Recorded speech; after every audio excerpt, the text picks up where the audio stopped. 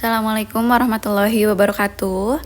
Pada hari ini insya Allah kita akan membahas sama-sama terkait bagaimana penyusunan anggaran penjualan dengan metode tertentu. Nah, di minggu sebelumnya kita udah membahas terkait penyusunan anggaran penjualan dengan metode semi average ataupun setengah rata-rata. Nah, untuk hari ini yang pertama adalah terkait metode momen ataupun penentuan tahun berada pada awal data. Sama seperti minggu sebelumnya, di sini ada persamaan, yakni Y sama dengan A plus BX.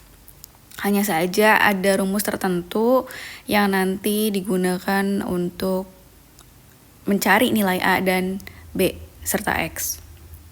Nah, sebelumnya untuk rumusnya seperti yang ada di slide, yakni terkait bagaimana kita mencari sigma I sama dengan N kali A ditambah B kali sigma XI. Kemudian dalam mencari sigma XI kali YI sama dengan A kali sigma XI ditambah B kali sigma XI kuadrat.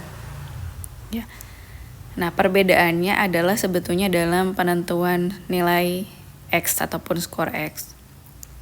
Nah, contoh terkait tren metode momen ataupun metode momen, ini kita lihat misalkan terkait data ada 5 tahun ya. Setiap tahunnya ada data penjualan. Nah, di sini kita akan mencari bagaimana sih sebetulnya forecast ataupun proyeksi penjualan untuk tahun 2009 dan 2010 karena di sini data historisnya ada dari 2004 sampai 2008. Nah, bagaimana cara mencari proyeksi ataupun forecasting di 2 tahun berikutnya ataupun beberapa tahun ke belakang? Ya, pertama sebetulnya kita bisa buat apa? Yang pertama buatlah tabel yang terdiri dari apa? Tahun penjualan ataupun Y, kemudian ada penentuan skor X, kemudian ada XI kali YI ataupun bisa juga berupa X kali Y aja. Kemudian ada X kuadrat. Nah, di sini kita mencari nilai X kuadrat juga. Nah, untuk penjualannya, data penjualannya sudah kita tahu ya di slide sebelumnya. Nah, ini data sementara yang kita tahu terkait jumlah penjualan ataupun ini juga bisa disebut Y. Nah, dalam mencari tingkat penjualan untuk tahun 2010 dan 2011, dari tabel berikut, tadi yang sudah kita tahu adalah terkait data penjualan ataupun Y. Nah, kemudian dicari nilai X. Nah, seperti yang di slide sebelumnya, untuk nilai ataupun skor X ini, dalam penentuan nolnya ini, penentuan angka 0, itu berawal dari tahun pertama ataupun data pertama, yakni langsung saja di sini 0, 1, 2, 3, 4. Ya, totalnya adalah 10. Jadi selain dari tabel tahun penjualan X kali Y kemudian X kuadrat, nah jangan lupa terkait jumlahnya. Penjualan kita jumlahkan selama 5 tahun, kemudian X-nya ini nih, skor X-nya ini ketika kita jumlahkan totalnya 10. Kemudian jangan lupa X kali Y, yakni penjualan dikali skor X ataupun skor X dikali penjualan. Ya. Contohnya 170.000 dikali 0 ya, jumlahnya 0. 181.800 dikali 1, jumlahnya adalah 181.800. Nah, begitu juga untuk beberapa tahun berikutnya. Kemudian jangan lupa dijumlahkan. Nah, selain itu dicari juga nilai apa? Nilai X kuadrat ya. Dikuadratkan nilai X ini, contohnya 0 dikuadratkan 0, 1 dikuadratkan 1 kali 1, 1, 2 dikuadratkan 2 kali 2, 4. Jangan lupa dijumlahkan, totalnya adalah 30. Nah, di sini kita harus cari dulu nilai A dan B. Dengan cara apa? Dengan memasukkan ke persamaan. Nah, ini diawali dari persamaan pertama, karena kan tadi persamaannya ini adalah jangan lupa Y sama dengan A plus B X.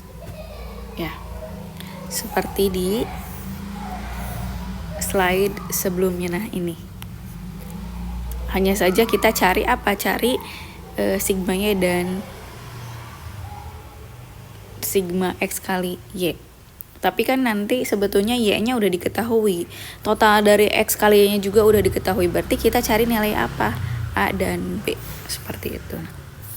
Dalam mencari nilai A dan B, kita masukkan ke persamaan nih. Misalkan persamaan pertama nih, dari mana nilai 5A ditambah 10B ini? Nah, lihat lagi ke persamaan di slide sebelumnya, ada sigma Y ini sama dengan N kali A ditambah sigma XI. N-nya berapa? Jumlah tahunnya ada 5. Kemudian kali A ditambah sigma XI. Total sigma XI-nya berapa? Ataupun sigma X-nya ini 10. Jadi untuk persamaan pertama ini ya, yang ini nih. Nah, persamaan yang ini. Jadi N-nya 5 ya, karena jumlah tahunnya 5 dikali A ditambah sigma X. Sigma X-nya berapa? Ini 10. Ya. Kemudian persamaan kedua sigma X kali Y. Ya, ini 2.441.800 sama dengan A dikali sigma X. Ya. Ditambah berapa? B dikali sigma X kuadrat. Nah, B-nya berapa? B-nya belum diketahui. Sigma X kuadratnya berapa? 30. Karena apa? Karena ini sigma X ini adalah sigma X ini adalah 10. Kalau sigma X kuadrat ini 30. Jadi dimasukkan ke persamaan. Nah, kemudian baru nih untuk mencari salah satunya nilai B-nya dulu nih. Kita harus mencari tahu nilai B, baru nanti nilai A. Nah, supaya nilainya sama nih, kita kali 2 untuk persamaan pertama, karena ini ada nilai 5 dan 10. Supaya nanti bisa dibagi. Nah, seluruh nilai yang ada di persamaan 1 dikali 2, kemudian yang bawahnya persamaan kedua cukup dikali 1 aja. Maka didapat 2.169.600 sama dengan 10A ditambah 20B. Ya, kalau yang bawahnya tidak perlu dikali ataupun hanya dikali 1 saja. Berarti di sini 2.169.600 kurangi 2.441.800. Nah, kemudian di sini ada 10A dan 10A nih nilai yang sama. Jadi tinggal bagaimana dicoret. 20 kurangi 30 minus 10, kemudian ini min 272.200, maka nanti tinggal dibagi 272 ataupun 272.200 bagi 10, maka nilainya ini adalah 27.220. Ini untuk nilai B, sudah diketahui nih. Kemudian bagaimana cari nilai A? Tinggal dimasukkan ke mana? Ke persamaan. Kita kan tadi udah ada persamaan ya. Tinggal dimasukkan ke persamaan yang ini, misalkan. Nah, B-nya udah diketahui, yakni 27.220 yang ini. Kemudian tinggal dimasukkan ke persamaan, 2.169.600 sama dengan 10A ditambah 20B. Dan ini ya masih sama, di bawahnya 2.169.600 sama dengan 10A ditambah 20 kali apa? Kali yang ini, kali B 27.220. Nah, maka nanti sudah ada nilainya. Ya, ini dikali 20 kali nilai B yang sudah diketahui, sehingga nanti didapat apa? Didapat 2.169.600 sama dengan 10A ditambah 544.400. Ini hasil kali 20 kali 27.220. Nah, kemudian tinggal 10A dipindah ke kiri. Kemudian 10A sama dengan 1.625.200. Dari mana? Nah, dari 2.169.600 kurangi 544.400. Maka akan diketahui nilai A. 1.625.200 dibagi 10. Maka diketahui nilai A ini adalah 162.520. Maka untuk persamaannya nanti, untuk mengetahui proyeksi di tahun 2010 nih. Nah, tinggal dimasukin aja. Maka didapat persamaan ini. Y sama dengan 162.520 ditambah 27.220 X. Nah, maka kalau misalkan untuk nilai X di tahun 2009 dan tahun 2010 itu berapa? Nah, karena tadi tahun 2008 X-nya ini 4, maka untuk tahun 2009 berarti X-nya berapa? 5.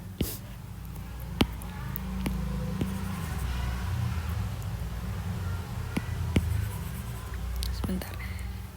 Nah, untuk tahun 2009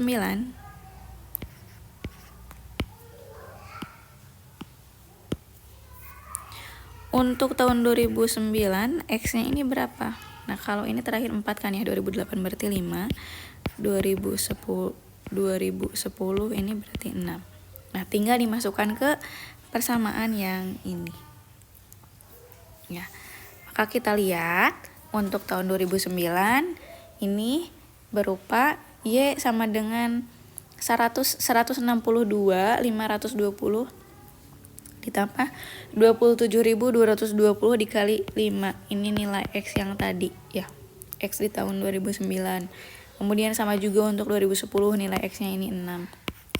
Maka nanti didapat yang dimasukkan ke persamaan. Maka untuk proyeksi ataupun forecasting penjualan di tahun 2009 ini adalah 298.620. Kemudian untuk tahun 2010 ini adalah 325.840. Ini proyeksi 2 tahun.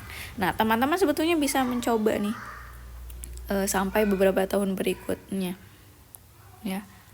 Nah, untuk PR-nya ataupun untuk tugasnya ini silahkan cari. Ya. Tugasnya ini silahkan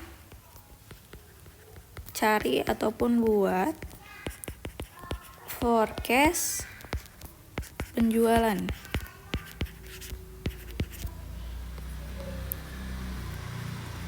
dengan metode apa yang barusan? Metode momen. Dari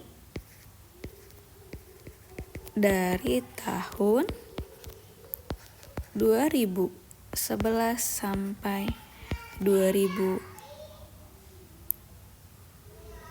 berapa tahun ya? 2020. Ya, silahkan dicari. Dikumpulkan minggu depan. Seperti itu. Oke. Kemudian yang kedua ini ada metode least square. Nah, kalau ini penentuan tahun dasarnya ini berada pada pertengahan data. Ya. Nah, ini juga ada rumus yang nanti akan kita gunakan. A ini sama dengan sigma Y per N. Kemudian B sama dengan sigma XY per sigma X kuadrat. Ini yang menjadi apa? Yang menjadi pegangan kita ataupun rumus yang harus kita pahami dalam penentuan proyeksi penjualan. Ya. Dengan menggunakan metode least square serta dalam penentuan skor X-nya. Nah, kemudian ini ada penentuan nilai X juga nih. Kalau misalkan datanya genap, maka nanti ada penentuan skor X. Ya. Misalkan kalau datanya genap ini mulainya dari apa? Misalnya dari 1, daripada di tengah-tengah data ya. 1 kemudian min 1 ini nih, min 3, min 5 ke atas, kemudian ke bawahnya 1, 3, 5. Kalau misalkan ini kan ada 5 ya. Berarti di sini ada 0, min 1, min 2. Kemudian di sini ada 1, 2. Gitu. Ya kalau misalkan genap misalkan langsung aja di sininya. Min 1, min 3, min 5. Misalkan 1, 3, 5 seperti itu. Nah, coba kita lihat ini ada proyeksi dengan metode least square. Di mana penjualannya ini ada berapa nih? Ada 5 tahun yang sudah diketahui, yakni dari tahun 2004 sampai 2008. Nah, tadi dengan persamaan tertentu ya, untuk mengetahui nilai A dan B-nya, tentu saja kita menggunakan rumus ini. Nah, kita lihat nih, penjualannya yang sudah diketahui ada 5 tahun. Kemudian untuk tabel metode least square ini jangan lupa ada tahun penjualan. Kemudian ada X, ada X kuadrat, ada XY. Ya, jangan lupa lagi ada totalnya ataupun sigma. Contohnya nih. Contohnya di tahun 2004 penjualannya 2250. Kemudian ada X-nya berapa? X-nya ini adalah min 2. Karena apa? Penentuan skornya ini berdasarkan data di tengah. Ya, ini karena ini untuk datanya ganjil, maka ada penentuan skor 0 di tengah. Kemudian min 1, min 2 di sini 1 dan 2. Nah, selain X jangan lupa kita cari X kuadrat, dikuadratkan. Min 2 dikuadratkan jadi 4. Min 2 kali min 2, ya ini 4 jadi positif ya kalau min ketemu min. Kemudian jangan lupa juga dikali ini X kali Y. Ya, karena nanti akan ada beberapa rumus yang menggunakan nilai ini. Nah, ini misalkan X-nya dari mana? Min 2 dikali 2250, sehingga apa? Sehingga didapat X-nya ini adalah min 4500. Kemudian nanti dijumlahkan ya. Jumlah dari X sigma X kuadrat ini adalah 10, kemudian jumlah dari sigma X ini adalah 1250. Nah, kemudian kita masukkan nih ke persamaan. Nah, ini kan A sama dengan sigma Y per N. Sigma Y-nya berapa? Kita udah ketahui 12.730. N-nya berapa? 5. Tinggal dibagi, maka di sini didapat 12.730 dibagi 5 sama dengan 2546. Diketahui nilai A. Kemudian sekarang nilai B. Sigma X-nya berapa? 1260 per sigma X kuadrat.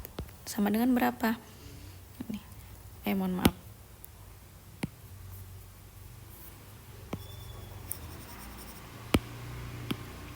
(1260) sigma X kuadratnya berapa? 10. Jadi 126.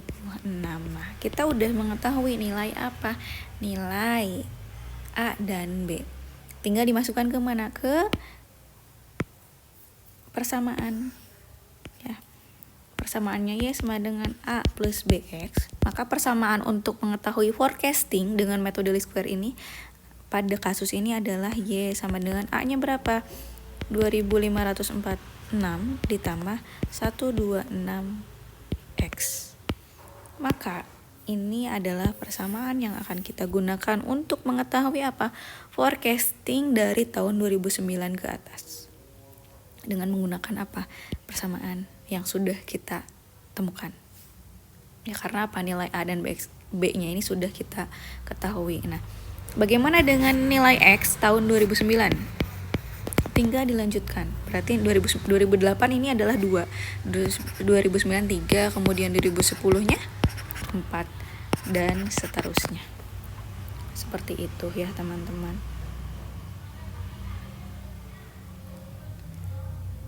Nah, kemudian ini contoh misalkan tadi terkait apa? Terkait penentuan nilai ataupun forecasting dari tahun 2009 ya. Karena udah ada tadi persamaannya, Y sama dengan 2546 ditambah 126 dikali 3 ya. Ini untuk tahun 2009. Dikali 3 sama dengan 2924 proyeksinya. Nah, teman-teman boleh cari sambil berlatih, sambil supaya lebih memahami. Jadi silakan teman-teman cari forecasting. dari tahun 2010 sampai tahun 2025. Ya, silahkan dengan metode selain momen barusan dengan metode least square. Ya, sama juga dikumpulkan minggu depan.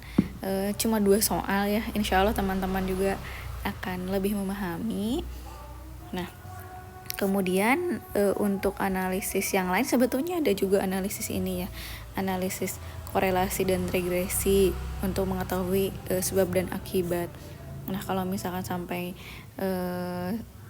untuk hari ini kita akan membahas metode apa? Metode least square dan momen saja dulu.